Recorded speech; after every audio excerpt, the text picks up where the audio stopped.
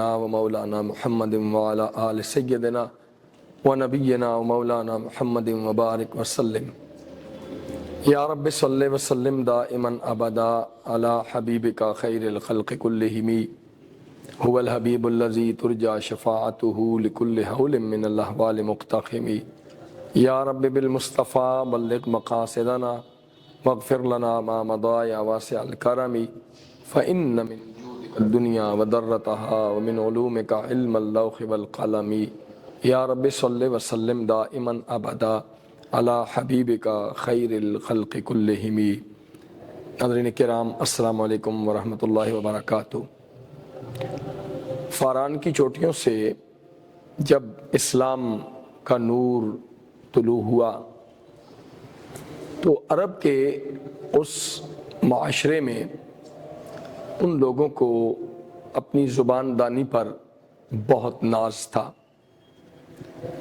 اور ان کو یہ ناز اس قدر زیادہ تھا کہ وہ اپنے علاوہ باقی تمام لوگوں کو، مختلف زبانیں بولنے والوں کو وہ اجمی کہتے تھے، یعنی ہم بولنے والے ہیں، ہم فصیح و بلیغ ہیں، ہم فصیح اللسان ہیں، اور ہمارے علاوہ باقی تمام کے تمام لوگ گونگے ہیں۔ ناظرین کرام، اللہ رب العزت نے جب پہلی وحی نازل فرمائی، اقرأ بسم ربک الذی خلق، تو عرب کے وہ فصیح اللسان اس پہلی وحی کو، قرآنی لفظ کو سن کر ورطہ حیرت میں ڈوب گئے۔ وہ آپس میں استفسار کرنے لگے کہ یہ کیسا کلام ہے، اپنے معیار کے اعتبار سے، اپنی وسعت کے اعتبار سے، اپنی معنی اور اپنے مفاہیم کے اعتبار سے اقرأ بسم ربک الذی خلق کے خوبصورت الفاظ ان کی سوچوں سے ماورا تھے، نہ وہ اس میں کوئی غلطی نکال سکتے تھے، نہ ہی وہ اس کو جھٹلا سکتے تھے، اور نہ ہی اس کو ماننے کے لیے تیار ہوئے۔ اللہ رب العزت کے پیارے محبوب کو اذیتیں دینی شروع کر دیں، تکالیف میں مبتلا کیا، قرآن مجید کو انہوں نے نعوذ باللہ حضور کا اپنا گھڑا ہوا کلام تک قرار دیا۔ الفاظ تو ان کے ایسے تھے، لیکن دل کی گہرائیوں میں ان کے ہاں بھی یہی موجود تھا کہ نہیں، یہ کلام کسی انسان کا نہیں ہو سکتا۔ کبھی وہ کہتے تھے کہ نعوذ باللہ حضور نبی پاک علیہ السلام کاہن ہیں، کبھی کہتے تھے حضور نعوذ باللہ شاعر ہیں، کبھی اس طرح کے دیگر الفاظ بول کر وہ قرآن مجید، فرقان حمید اور پیغمبر اسلام صلی اللہ علیہ وآلہ وسلم کی حیثیت کو اور مقام و مرتبے کو جھٹلانے کی کوشش کرتے تھے، لیکن وہ اس میں ناکام رہے۔ اللہ رب العزت نے عرب کے اس تمام معاشرے، نہ صرف بلکہ قیامت تک کے آنے والے ساری کی ساری مخلوقات کو ایک چیلنج دے دیا کہ اے لوگو، اگر تمہارا خیال، تمہارا کہنا، تمہارا گمان یہ ہے کہ یہ اللہ کا کلام نہیں ہے، تو تم اس کے مقابلے میں کوئی کلام لے آؤ۔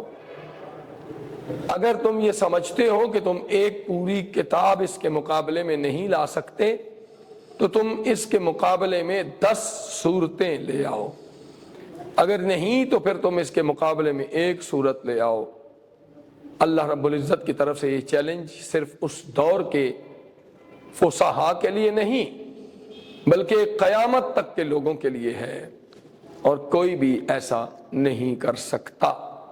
ناظرین کرام، قرآن مجید کتاب انقلاب ہے، قرآن مجید کتاب محبت رسول ہے، قرآن مجید روشنی کا مینارہ ہے، قرآن مجید درماندہ دل لوگوں کا سہارا ہے، قرآن مجید مایوس لوگوں کے لیے ایک ایسا مینارہ نور ہے کہ جس سے قیامت تک کے لیے مایوس لوگ استفادہ کر کے امید اور یقین کی روشنی حاصل کرتے رہیں گے۔ قرآن مجید ہمارے لیے کتاب حکمت ہے، قرآن مجید ہمارے لیے دانائی کا راستہ ہے۔ ناظرین کرام، آج کی ہماری گفتگو قرآن مجید فرقان حمید کے حوالے سے ہے۔ آج ہمارے ساتھ شریک گفتگو ہیں حسب معمول حضرت علامہ مفتی محمد عباس خان حنفی صاحب۔ السلام علیکم ورحمۃ اللہ وبرکاتہ۔ اور آپ کو ایک بار پھر خوش آمدید کہتا ہوں چاہت رمضان سیزن 2 کے آج کے پروگرام میں آپ تشریف لائے۔ مفتی صاحب، جس طرح کہ ہم اپنے بچپن سے یہ باتیں پڑھتے سنتے آ رہے ہیں، ہم نے اپنے بچپن میں بھی دیکھا کہ کبھی بچے جو بالکل ناسمجھ ہوتے ہیں نا، جن کو شاید اپنے والد کا یا اپنے آباء و اجداد کا نام تک یاد نہیں ہوتا، لیکن اگر کبھی مسجد جاتے ہوئے یا مسجد میں بیٹھ کے پڑھتے ہوئے یا گھر میں پڑھتے ہوئے اچانک ان کا پارا، ان کا قاعدہ یا قرآن مجید پڑھتے ہوئے ایسے نیچے گر جائے، تو ہم نے اپنے بچپن میں دیکھا تھا وہ بچے فوراً کیا کرتے تھے، ایک دم اس کو اٹھاتے اور اس کو چومتے، اپنے آنکھوں کے ساتھ لگاتے، قرآن مجید کو اپنے سر کے ساتھ لگاتے، انتہائی عزت و تکریم کرتے۔ یہ قرآن مجید کی شان تھی کہ اللہ تعالیٰ نے ان معصوم بچوں کے دلوں میں جنہیں گرد و پیش کا بھی ہوش نہیں ہے، ان کے دلوں میں بھی قرآن کی عظمت اور قرآن کی شان کو اللہ تعالیٰ نے راسخ فرما دیا۔ تو آپ قرآن مجید فرقان حمید کی عظمت کے حوالے سے اور شان کے حوالے سے آپ کیا فرمائیں گے؟ الحمدللہ رب العالمین والصلاة والسلام علی سید الانبیاء والمرسلین۔ اعوذ باللہ من الشیطان الرجیم، بسم اللہ الرحمن الرحیم۔ ونزلنا علیک الکتاب تبیانا لکل شیء وہدی ورحمۃ وبشریٰ للمسلمین۔ اللہ رب العزت نے قرآن پاک میں ارشاد فرمایا کہ ہم نے آپ کے اوپر ایسا قرآن، ایسی کتاب نازل فرمائی ہے جو ہر چیز کو بیان کر دیتی ہے، کھول کر، تبیان، ہر چیز کو کھول کے بیان کر رہی ہے، اور یہ ہدایت ہے اور یہ کتاب رحمت ہے اور اسلام لائے آنے والوں کے لیے سراپا مسرت ہے، سراپا بشارت ہے۔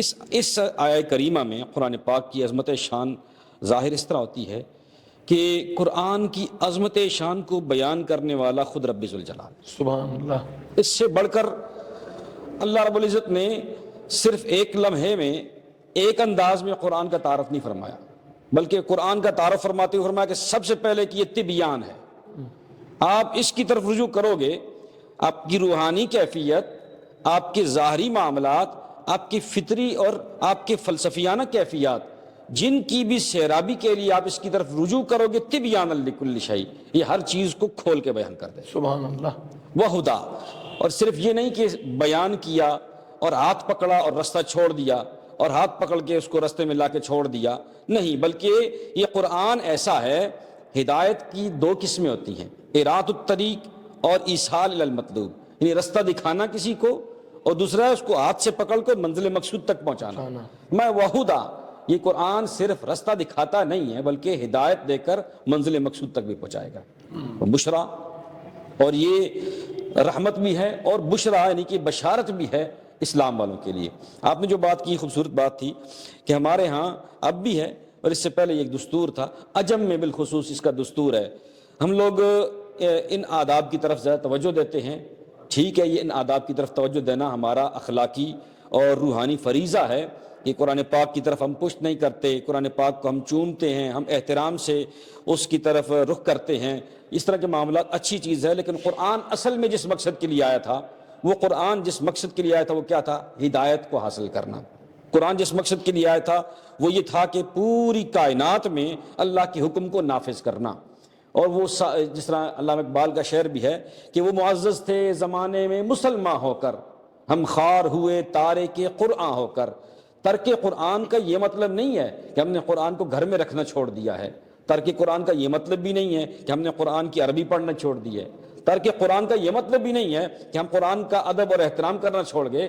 ترک قرآن کا یہ مطلب ہے کہ وہ آیا تھا سینوں میں تبدیلی اور انقلاب پیدا کرنے کے لیے، اور آج صرف وہ یا تو تعویذات کی کتاب بن کے رہ گئی ہے، یا ادب کے انعام کے طور پہ ایک کتاب بنا کے رکھ دی گئی ہے جس کے نیچے سے کسی کو گزارا جائے، دلہن کو گزارا جاتا ہے، یا جس کو اس طرح کی حرکات کے لیے. تو میں اس کو سمجھتا ہوں کہ یہ قرآن کا ادب اور احترام اس چیز کو کہا جائے گا کہ جس مقصد کے لیے وہ نازل ہوا اس کو اولین ترجیح دی جائے. اس کی عظمت شان یہ ہے، میرے نبی پاک سید عالم محمد رسول اللہ صلی اللہ علیہ وسلم کا ارشاد ہے، اس کا مفہوم ترمذی کی روایت ہے، میرے آقا کا سراپا معجزہ، سر سے لے کے پاؤں تک معجزہ. میرے آقا کی ہر بات کو اللہ نے معجزہ بنایا. میرے آقا کی آنکھ جیسی کسی کی آنکھ نہیں، زبان جیسی کسی کی زبان نہیں، اور انگلی کے اشارے سے کٹتا چاند نظر آتا ہے اور پلٹتا سورج نظر آتا ہے، لیکن میرے آقا نے اپنے سارے معجزات میں سے جس معجزے کو سب سے بڑا معجزہ قرار دیا وہ قرآن ہے. یہ میرے حضور کا وہ معجزہ ہے جو قیامت تک اپنی تابانیاں بکھیرتا رہے گا، اور ہر جو تابندہ دل ہے اس کے سینے کو روشن کرتا رہے گا، اور ہر سیاہ روح کی سیاہ روی میں اضافہ ہوتا رہے گا، لیکن وہ قرآن کو کبھی ماند نہیں کر پائے گا. میرے آقا سید عالم محمد رسول اللہ صلی اللہ علیہ وسلم کا فرمان علی شان، حدیث پاک صحیح مسلم کی، فرمایا کل قیامت کے دن، مفہوم ہے کل قیامت کے دن جب حشر میں سفارش کی باری آئے گی تو کوئی نبی مرسل اور کوئی مقرر فرشتہ قرآن کی برابری نہیں کر پائے گا. قرآن اتنی سفارش کرے گا. حدیث پاک کا مفہوم بھی ہے سورہ ملک کے بارے میں کہ اللہ کی بارگاہ میں جھگڑا کرے گی اپنے پڑھنے والے کے لیے. سورہ ملک کو پڑھنے والے کی قبر روشن ہوگی. سورہ ملک کو ایک انسانی وجود شکل دی جائے گی، جسے آپ کہہ سکتے ہیں کہ اس کی تجلی وجودی ہوگی. سورہ ملک ایک وجود کی شکل میں آئے گی، اللہ کی بارگاہ میں اصرار کرے گی، جھگڑا کرے گی، اپنے پڑھنے والے کے لیے بخشش مانگے گی. اس طرح باقی صورتوں کے بارے میں قرآن جتنا زیادہ اپنے پڑھنے والوں کے ساتھ قرآن اپنی محبت کا اظہار کرے گا، اتنا کوئی اور نہیں کر پائے گا. مفتی صاحب، آپ کی گفتگو بڑی خوبصورت تھی کہ آپ فرما رہے تھے کہ قرآن مجید جو ہے وہ کل اپنے قاری کے لیے شافع ہوگا، شفیع ہوگا اور ان کی شفاعت کرے گا. اب دیکھیے کہ دنیا میں ہر چیز کا کوئی نہ کوئی عنوان ہوتا ہے، کہ ہر چیز کا کوئی نہ کوئی ایک تعارف ہوتا ہے.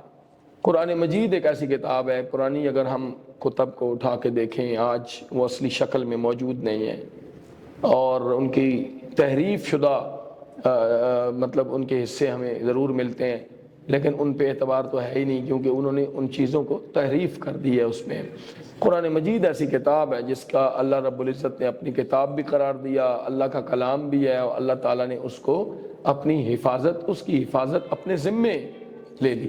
اِنَّا نَحْنُ نَزَّلْنَا الذِّكْرَ وَإِنَّا لَهُ لَحَافِظُونَ، ہم نے اس کو نازل کیا، ہم اس کی حفاظت کریں گے.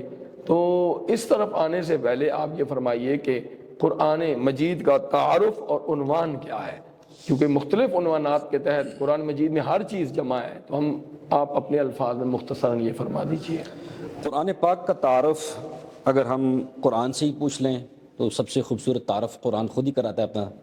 وَإِنَّهُ لَتَنزِيلُ رَبِّ الْعَالَمِينَ، یہ سورہ شعراء کے آخر رکوع کی آیات ہیں کہ یہ قرآن جو ہے رب العالمین، سارے جہانوں کے پالنہار کی طرف سے تنزیل تھوڑا تھوڑا کر کے اترا ہے. نزل بہ الروح الامین، روح الامین جو سب سے عظیم الشان فرشتہ ہے، وہ جو امین ہے، امانت دار فرشتہ ہے، وہ انہیں لے کے اترے. علی قلبک لتکون من المنذرین، اور بتایا گیا اترے کہاں پہ، علی قلبک، قلب مصطفیٰ صلی اللہ تعالیٰ علیہ وسلم سے پہ اترا ہے، لتکون من المنذرین، تاکہ میرے آقا آنے والے خطرات سے پوری امت کو آگاہ کر سکے، منذر بن سکے. اور پھر فرمایا گیا بلسان عربی مبین، اس کی زبان کون سی ہے؟ یہ عربی زبان ہے جو مبین ہے، اپنے مفہوم کو کھول کر بیان کرتی ہے. میں سمجھتا ہوں اس سے خوبصورت تعارف کوئی بلیغ اور فصیح ہو ہی نہیں سکتا، تعارف اس سے خوبصورت جو اللہ نے خود کر دیا ہے اس قرآن کا. اب اس کا عنوان کیا ہے؟ کچھ لوگوں نے اس کا عنوان کہا جی کہ اس کا موضوع اور عنوان جو ہے انسان ہے. تو میں سمجھتا ہوں یہ بھی ایک ان کی علمی خطا تھی. انسان صرف اس کا موضوع نہیں ہے. وَمَا أَرْسَلْنَاكَ إِلَّا كَافَّةً لِلنَّاسِ بَشِيرًا وَنَذِيرًا، اور یہاں پہ اللہ کے نبی صرف انسانیت کے لیے نہیں، پوری انسانیت کے لیے نہیں بلکہ جنات کے لیے اور دیگر مخلوقات کے لیے بھی نبی بن کر آئے. اور قرآن انا سمعنا قرآنا عجبا یہدی الی الرشد فآمنا بہ ولن نشرک بربنا احدا، یہ جنات نے کہا تھا کہ ہم نے قرآن سنا بڑا عجیب ہے، یہ ہمیں ہدایت کے راستے کی طرف لاتا ہے اور ہم اس پہ قرآن پہ ایمان لائے ہیں. تو یہ جنات کے لیے بھی باعث رشد و ہدایت ہے. تو اس کا موضوع صرف انسان نہیں بلکہ اس کا موضوع کیا ہے جو سورہ بقرہ میں کہا گیا ھدی للمتقین، کہ جو تقوی اختیار کرے گا، جو رب کی موجودگی کا احساس کرے گا، اس کے لیے ہدایت ہے. تو قرآن کا جو عنوان ہے وہ ہے ہدایت. اچھا، آپ یہ بھی فرمائیے کہ قرآنی علوم اور حقائق اور معارف کا حصول کس طرح ممکن ہے؟ نمبر ایک میں یہ پوچھنا چاہتا ہوں اپنے لیے، اپنے ناظرین کے لیے. اور دوسری بات میں آپ سے یہ پوچھنا چاہتا ہوں کہ آج کل بعض لوگ کہتے ہیں جی قرآن مجید کو دیکھ کے پڑھنے کا کوئی ثواب نہیں ہے. ٹھیک ہے، سمجھ کے پڑھنا ہمارے لیے لازم ہے. قرآن کے حقائق کو، قرآن کے علوم کو، قرآن کے معارف کو، قرآن کے اسرار کو، قرآن کے رموز کو ہمیں سمجھنا ہے اور سمجھنے کے لیے ہمیں ایفرٹ کرنی ہے. لیکن اگر ایک شخص جو ہے وہ قرآن مجید کو دیکھ کے پڑھ رہا ہے اور کوئی کہے نہیں بھائی آپ کو کوئی ثواب نہیں ہے، تو اس پہ آپ کی رائے کیا ہوگی؟ میں آپ کے دوسرے سوال کو پہلے رکھتا ہوں کہ قرآن پاک کو پڑھنا اور سمجھنا، اور صرف پڑھنا اور نہ سمجھنا، ان دونوں کا اپنا اپنا ایک مقام ہے.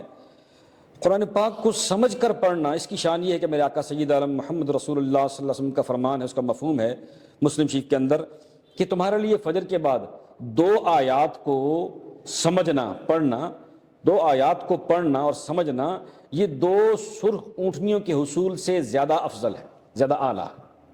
یعنی حضور نے فرمایا کہ 2 اونٹنیاں مل رہی ہیں، اس زمانے کی سب سے بہترین سواری، ہمارے زمانے کی سب سے بہترین سواری ہمیں پتہ ہے کون سی ہے. تو فرمایا یہ 2 مل جائیں سواریاں، ان سے افضل یہ ہے کہ تم فجر کے بعد اگر 2 آیات قرآن کی سیکھ لو. تو قرآن کی آیات سیکھنے کا مطلب یہ ہے کہ صرف پڑھنا نہیں بلکہ اس کے بعد اس کو مفہوم بھی سمجھنا ہے. لیکن جہاں پہ حضور نے یہ فرمایا، اتنی بڑی شان ہے، وہاں پہ یہ بھی فرمایا، بخاری شریف کی حدیث ہے کہ قرآن جو ہے اس کے پڑھنے کا بڑا اجر ہے. اس کا مفہوم فرمایا کہ میں تم سے کہتا ہوں کہ اس کے ایک حرف پڑھنے کا 10 کے اوپر 10 نیکیاں ملتی ہیں. اور ولا اقول، میں یہ نہیں کہتا کہ الف لام میم حرفن، کہ الف لام میم 3 حروف ہیں یہ مل کر ایک حرف بنتا ہے، بل الف حرفن، کہ الف ایک الگ حرف ہے، لام ایک الگ حرف ہے، میم ایک الگ حرف ہے. تو الف لام میم پڑھنے والے کو 30 نیکیاں ملیں گی. اب مجھے بتائیے کہ الف لام میم تو حروف مقطعات میں سے ہیں، ان کو تو آج تک کوئی سمجھ نہیں سکتا. ان کے معنی و مفاہیم، ان کے معنی مفاہیم تو اللہ جانتا ہے، یا اللہ جس کے سینے پر چاہے القاء کر دے، یہ القائی معاملہ ہوگا، یہ اللہ دل میں ڈال دے گا. اس کی تعویلات ہوں گی، جس طرح کہ مختلف ائمہ نے اپنی جو ہے تفاسیر کے اندر اس کی تعویلات کی ہیں، وہ القائی معاملات ہیں.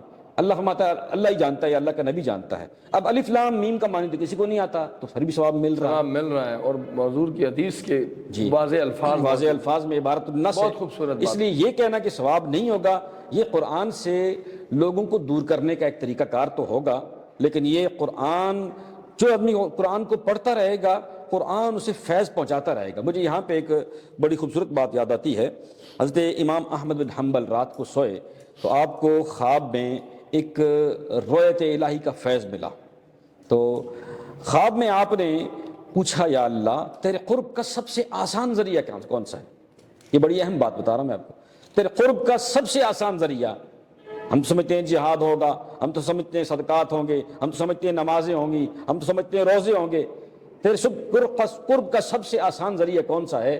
اللہ رب العزت کی طرف سے جواب ملا کہ میرا قرآن پڑھا جائے، یہ میرے قرب کا سب سے آسان ذریعہ. سبحان اللہ. عرض کیا رسول اللہ کیا سمجھ کر، یا اللہ سمجھ کر پڑھا جائے یا سمجھے بغیر پڑھا جائے؟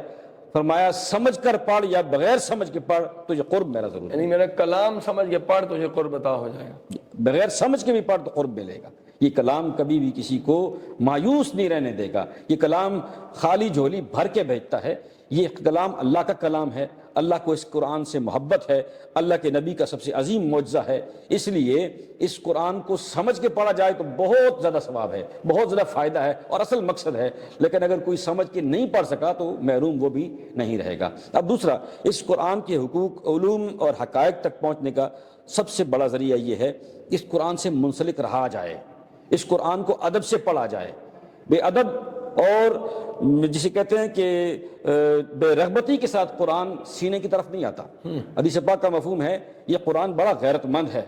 اس کو مثال فرمایا کہ جس طرح ایک اونٹ ہوتا ہے اس کو نکیل ڈالی جائے تو قابو کیا جا سکتا ہے، فرمایا ایک رسی توڑا کے بھاگنے والے اونٹ سے بھی زیادہ بھاگنے والا ہے قرآن. جو آدمی اس سے تھوڑا سا بھی رخ پھیرتا ہے قرآن اس سے اپنا رخ فوراً پھیر لیتا ہے. یہ بڑا غیرت مند کلام ہے. اس لیے اس قرآن کے ساتھ ادب کا رشتہ اور رغبت کا رشتہ رکھیے. اور یہ حقیقت ہے کہ ایک وقت آئے گا کہ لفاظی اور کلام اور تفاسیر آپ کو وہ کچھ نہیں سکھائیں گی جو آپ کے سینے میں قرآن خود بول کے اتارے گا. بہت شکریہ آپ نے بہت خوبصورت اور اختصار کے ساتھ اس چیز کو ناظرین کے سامنے رکھا.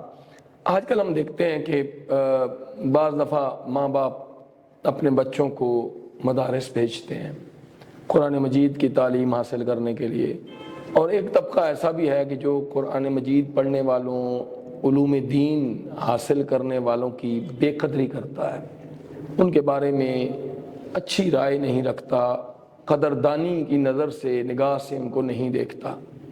تو آپ بھی اس مرحلے سے گزرے ہیں. آپ ماشاءاللہ سے حافظ قرآن بھی ہیں، آپ نے قاری قرآن ہونے کا شرف بھی آپ کو حاصل ہے، عالم دین بھی ہیں ماشاءاللہ سے، آپ نے تخصص بھی کیا. آپ اتنی ساری زندگی کا ایک حصہ گزارنے کے بعد، پریکٹیکل لائف کے حصہ بننے کے بعد، آپ کس نتیجے پہ پہنچے ہیں کہ ہمارا معاشرہ جو ہے وہ اس طرح کیوں سوچتا ہے؟ نمبر ایک. اور نمبر دو یہ کہ حافظ قرآن کی قدردانی، عالم قرآن کی قدردانی کے حوالے سے آپ اپنے تجربات سے ہمیں آگاہ فرمائیے. یہ بہت اہم مسئلہ ہے جس کی طرف آپ نے رہنمائی فرمائی کہ یہ حقیقت ہے کہ خیرکم من تعلم القرآن وعلمہ، بخاری شریف کی روایت ہے، تم میں سے سب سے بہتر وہ شخص ہے جس نے قرآن کو سیکھا اور سکھایا. یہ تو طے ہو گیا کہ علوم سارے افضل ہیں، علوم کو حاصل کرنے والے کو افضلیت اور فضیلت ملے گی، لیکن ان سب علوم میں سے سب سے افضل قرآن کا علم ہے. ایک شخص ساری کائنات کا علم حاصل کر لے، بڑے سے بڑا سائنسدان بن جائے، لیکن جس ہستی نے اس کو وجود بخشا ہے، جو ہستی لمحہ بلمحہ اس کے سینے میں وہ اپنی محبت کا فیض اتار رہی ہے اور اس کے خون کے قطرات کو وہ اپنی نگرانی میں چلا رہی ہے، اس ہستی کو ہی نہ جانے تو میں نہیں سمجھتا کہ یہ کوئی انصاف ہوگا. تو اس کا مطلب یہ کہ توحید، رسالت اور دیگر جو احکامات ہیں وہ قرآن سے ملتے ہیں، اور ان کو سمجھنا ہر علم سے پہلے ضروری ہے. ان کو سمجھنا اس لیے فرمایا گیا قرآن کا علم سب سے افضل ہے. جو قرآن کے علم کو پڑھے گا وہ سب سے افضل ہوگا. ہاں، ہمارے ہاں یہ مسئلہ اس لیے بنا ہے کہ لوگوں نے اللہ کے نبی کے مزاج کو سمجھا نہیں. اللہ کے نبی کے مزاج کو سمجھا جاتا تو یہ مسئلہ نہ ہوتا. عبد الرحمن ابن عوف قرآن کے بہت بڑے عالم، عبد الرحمن ابن عوف عشرہ مبشرہ میں سے، جب مکہ سے مدینہ پہنچے تو کسی نے کہا کہ ہم آپ کو اپنے ساتھ مواخات کے طور پہ کچھ دیتے ہیں. فرمایا نہیں، مجھے صرف بازار کا راستہ دکھاؤ. مطلب یہ کہ وہ جتنے بڑے عالم تھے، جتنے بڑے وہ صحابی رسول تھے، جتنے بڑے عبادت گزار تھے، اتنے بڑے معیشت دان بھی تھے. تو یہ نہیں ہوا کہ مسٹر اور ملا کا فرق رہا ہو، یعنی اتنا بڑا انہوں نے کام کیا. بلکہ آپ کی سیرت میں تو یہ بھی ملتا ہے کہ جب آپ دنیا سے رخصت ہوئے تو آپ کے پاس اتنا زیادہ سونا موجود تھا کہ اس کو کلہاڑوں سے کاٹ کے تقسیم کیا گیا. یہ صحیح ہے. اور آپ عشرہ مبشرہ میں سے تھے، یعنی 10 وہ صحابہ تھے جن میں جو جنتی ہیں پکے، دنیا میں جن کے لیے جنت کی بشارت ہے. یعنی ان کے دل میں وہ دنیا نہیں تھی، لیکن دنیا ان کے قدموں میں خار ضرور ہو رہی تھی. لیکن اس کے لیے شرط یہ تھی کہ وہ معیشت دان تو بنے نا.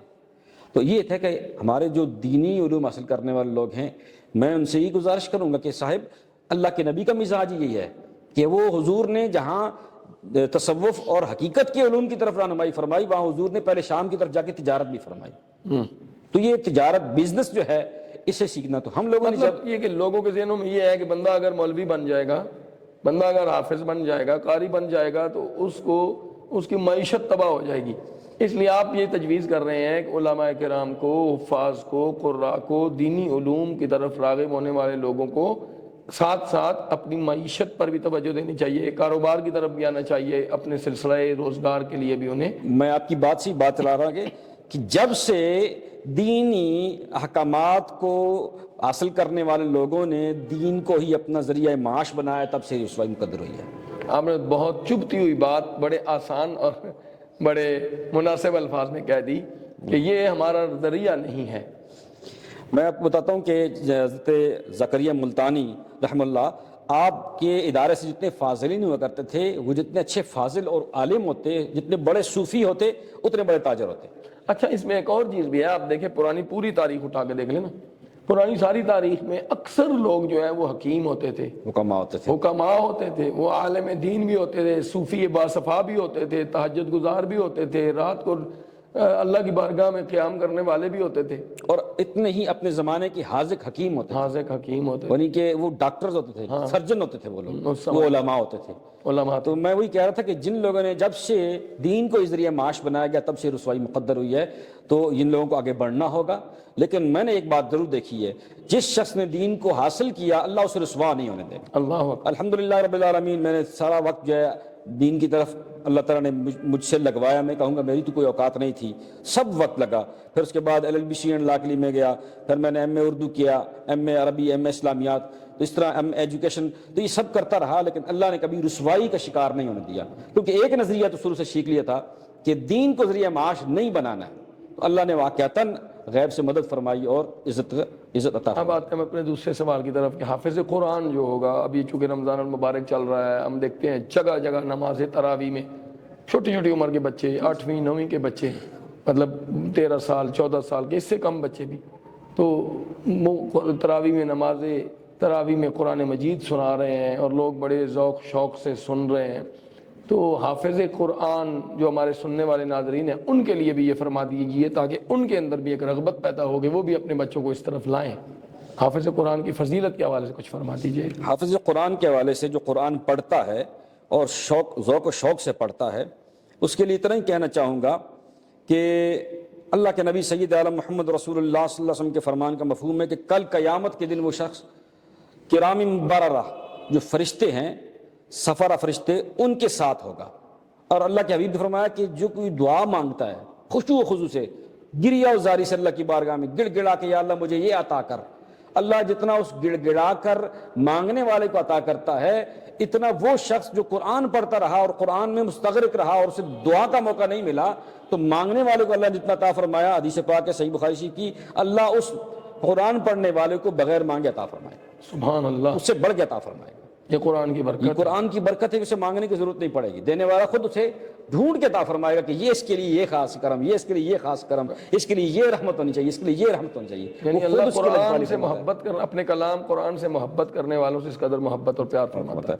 کل قیامت کے دن صاحب قرآن کی شان کیا ہوگی کہ جب ساری کائنات، اللہ فرماتا ہے اذا الشمس کورت، جس دن سورج کو بینور کر دی جائے گا، وَإِذَا النُّجُومُ انْكَدَرَتْ، جب ستارے بجھ جائیں گے، وَإِذَا الْجِبَالُ سُيِّرَتْ، جس دن پہاڑوں کو اکھاڑ کے پھینک دی جائے گا، وَإِذَا الْعِشَارُ عُطِّلَتْ، جس دن اپنے قیمتی مال چھوڑ دی جائیں گے، وَإِذَا الْبِحَارُ سُجِّرَتْ، جس دن سمندروں میں آگ لگ جائے گی، جس دن اللہ فرماتا ہے پوری کائنات، وَإِذَا السَّمَاءُ كُشِطَتْ، آسمان کی چمڑی کو ادھیڑ کے رکھ دیا جائے گا، کوئی کسی کا نہ ہوگا، اس دن کل قیامت کی تلخیوں میں اللہ اعلان فرمائے گا کہاں ہے حافظ قرآن، آئے جنت کی سیڑھیاں چڑھتا جائے، قرآن پڑھتا جائے، جہاں اس کا کلام مکمل ہوگا وہی اس کا مقام ہوگا۔